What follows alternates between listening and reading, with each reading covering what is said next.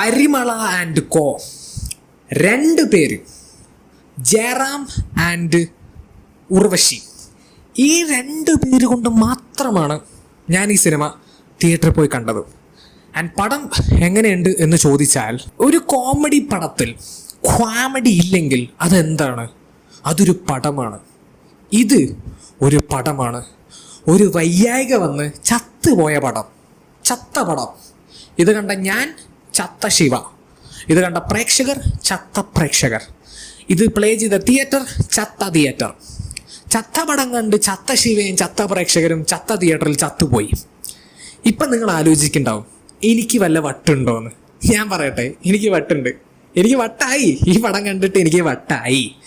അത് എങ്ങനെയെന്ന് അറിയണമെങ്കിൽ നിങ്ങളും ടിക്കറ്റ് എടുത്ത് ഈ സിനിമ തിയേറ്ററിൽ തന്നെ പോയി കാണുക, അനുഭവിക്കുക. ഇന്നലെ കണ്ട ഒരു പെദ്ദി എന്ന് പറഞ്ഞിട്ടുള്ള ഒരു സിനിമ ഞാൻ കണ്ടു. ആദ്യം തന്നെ ആ സിനിമയോട് ഒരു സോറി ഞാൻ പറഞ്ഞിട്ട് തുടങ്ങുകയാണ്. ഇന്നലെ ഞാൻ കുറച്ച് കൂടുതൽ ഹാർഷായി. കാരണം അത് എനിക്ക് ഈ സിനിമ കണ്ടപ്പോഴാണ് എന്തായാലും മനസ്സിലായിരിക്കുന്നത്. നിങ്ങൾ എന്തായാലും ഈ വീക്കെൻഡിൽ ഏതെങ്കിലും ഒരു സിനിമ കാണാൻ പോകാൻ പ്ലാൻ ഉണ്ടെങ്കിൽ ഉറപ്പായിട്ടും പെദ്ദിയും പരിമള കോവും നിങ്ങൾ ഡെഫിനറ്റ്ലി എന്തായാലും തിയേറ്ററിൽ തന്നെ കാണാൻ നോക്കുക. രണ്ടും അത്രയ്ക്കും മികച്ച സിനിമകളാണ്. എന്തായാലും നമുക്കിപ്പോൾ പരിമള ആൻഡ് കോവിനെ പറ്റി പറയാം. പരിമള ആൻഡ് കോ, ഈ പടത്തിൻ്റെ മെയിൻ പരിപാടി എന്താണെന്ന് ചോദിച്ചാൽ, പല്ലുകടിക്കൽ പരിമള ആൻഡ് അദ്ദേഹത്തിൻ്റെ കുടുംബത്തിൻ്റെ ലീലാവിലാസങ്ങൾ. അദ്ദേഹത്തിൻ്റെ കുടുംബത്തിൽ അദ്ദേഹത്തിൻ്റെ ഭാര്യയുണ്ട്, വെറുപ്പിക്കൽ സ്വതന്ത്രം, അവരുടെ തന്നെ മൂത്ത മകളായ, അവരെ കടത്തിവിട്ട മൂത്ത മകളായ പരമ വെറുപ്പിക്കൽ പരാശക്തി, അതുപോലെ തന്നെ മെൻ്റൽ മധുവിധു. മെൻ്റൽ മധുവിധുവിൻ്റെ കാര്യത്തിലേക്ക് വരുമ്പോൾ ഭയങ്കര വെറൈറ്റി ക്യാരക്ടറാണ് കേട്ടോ. ആ ക്യാരക്ടറിന് മെൻ്റലാണ്, അത്രേ ഉള്ളൂ. ആ ക്യാരക്ടറിന് ലവ് ഉണ്ടോ, ലവ് ഇല്ലേ, ലവ് ആണ്, ലവ് അല്ല. പക്ഷെ എനിക്കെന്തായാലും ഒരു കാര്യം മനസ്സിലായി, ഈ പടം കണ്ട എനിക്ക് വട്ടാണ്. ആക്ച്വലി അല്ല, വട്ട് ആയി, അതായിരിക്കും പറയുന്നത് കുറച്ചും കൂടി കറക്റ്റ്. പിന്നെ പരമ വെറുപ്പിക്കൽ പരാശക്തി, എൻ്റെ പൊന്നോ, ശ്രീവല്ലിനെ പോലെ ടഫ് പിടിപ്പിക്കാൻ നോക്കിയതാണ്. നല്ല എ ക്ലാസ് വെറുപ്പിക്കലായിട്ടുണ്ട്. അമ്മനെ വരെ കടത്തി വിട്ടു. എൻ്റെ അമ്മയുടെ കാര്യത്തിലേക്ക് വരുമ്പോൾ നമ്മുടെ വെറുപ്പിക്കൽ സ്വതന്ത്രം, അവരുടെ കാര്യത്തിലേക്ക് വരുമ്പോൾ ഒരു മരണ വീട്ടിൽ വെച്ചിട്ടുള്ളൊരു സീനുണ്ട്. അതിൽ ഉർവശീനെ വെച്ച് കാണിച്ചു കൂട്ടിയിരിക്കുന്ന പരിപാടി കണ്ടപ്പോൾ മോനെ, ഈ പടത്തിൻ്റെ ഡയറക്ടർ പാണ്ഡ്യരാജ്, മിസ്റ്റർ പാണ്ഡ്യരാജ്, നിങ്ങൾക്ക് എനിക്കൊരു അവാർഡ് തരാൻ തോന്നി മാൻ. ബിക്കോസ് ഉർവശീനെ പോലെ ഇത്രയും വലിയൊരു ലെജൻഡിനെ കൊണ്ടുവന്ന് ഇമാതിരി ഓവർ ആക്ട് ചെയ്യിപ്പിക്കുക എന്ന് പറഞ്ഞാൽ അതൊക്കെ നിങ്ങളെ കൊണ്ടേ സാധിക്കൂ. You are one of a kind piece. സമ്മതിച്ചു മാൻ, ഗംഭീരം, പ്രമാദം, അത്ഭുതപ്പിറവിയാണ് കേട്ടോ നിങ്ങൾ, അത്ഭുതപ്പിറവി. പിന്നെ പല്ലുകടിക്കൽ പരിമളൻ്റെ കാര്യത്തിലേക്ക് വന്നു കഴിഞ്ഞാൽ, ആ മച്ചാന് പല്ല് കടിക്കുക എന്നല്ലാണ്ട് വേറെ ഒന്നും അറിയില്ല. പക്ക ഒരു നിർഗുണനാണ് നമ്മുടെ പല്ലുകടിക്കൽ പരിമള. പിന്നെ ഈ പടത്തിൽ നമ്മുടെ സാൻഡി മാസ്റ്ററൊക്കെ ഉണ്ട്, ഒരു വ്യാളി വർഗീസായിട്ട് നല്ല ക്ലാസ് വ്യാളി ഓവർ ആക്ടിങ് വെറുപ്പിക്കൽ ക്യാരക്ടറാണ്. നല്ല ഓവറായിട്ട് തന്നെയാണ് ചെയ്തും വെച്ചിട്ടുണ്ട്. ഈ പടത്തിൽ എനിക്ക് ആകെ ആശ്വാസം കൊണ്ടുവന്ന കാര്യങ്ങൾ എന്താണെന്ന് ചോദിച്ചാൽ, technical aspects, music, Jayaram, Urvashi, Yogi ബാബുവിൻ്റെ അവിടെ ഇവിടേക്കായിട്ടുള്ള ചില ഡയലോഗ് ഡെലിവറിയും ഫേഷ്യൽ എക്സ്പ്രഷൻ പരിപാടികളും, അതുപോലെ മിസ്കിൻ എന്ന് പറയുന്ന നടൻ്റെ അഭിനയവും, ഈ കാര്യങ്ങൾ മാറ്റി നിർത്തി കഴിഞ്ഞാൽ ഈ പടത്തിൽ പിന്നെ വേറെ ഒന്നും എനിക്ക് പോസിറ്റീവായിട്ടില്ല. അത്രയ്ക്കും പ്രമാദമായ ഒരു സിനിമയാണിത്.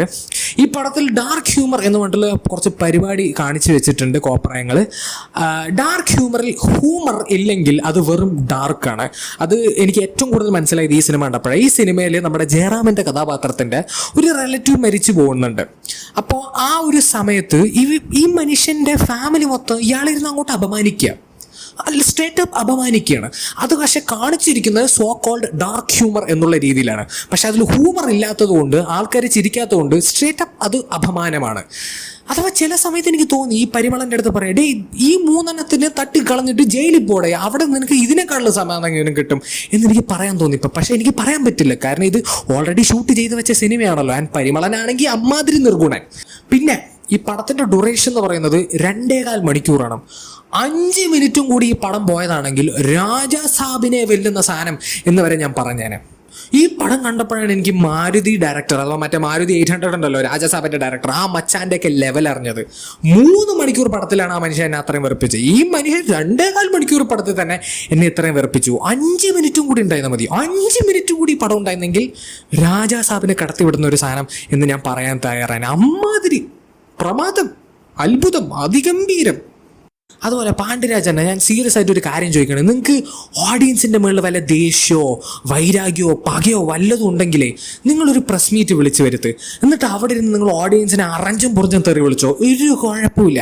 പക്ഷെ ഇതുപോലത്തെ പരിപാടി പടച്ചു വിടാതെ ഇത്രയും കോൺഫിഡൻസോടെ അത് ഞങ്ങളുടെ ജീവിതത്തിലെ 2.25 മണിക്കൂറും 100-200 രൂപയാണ് ഞങ്ങൾ കൊണ്ടുപോയി കളയുന്നത്. അതൊന്ന് ആലോചിച്ച് നിങ്ങൾ പ്രസ് മീറ്റ് വിളിച്ച് അറഞ്ചും പുറഞ്ഞ തെറി വിളിച്ചോ. ഇതുപോലത്തെ സാധനങ്ങൾ പടച്ചു വിടുന്ന പരിപാടി പ്ലീസ് നിർത്തുക.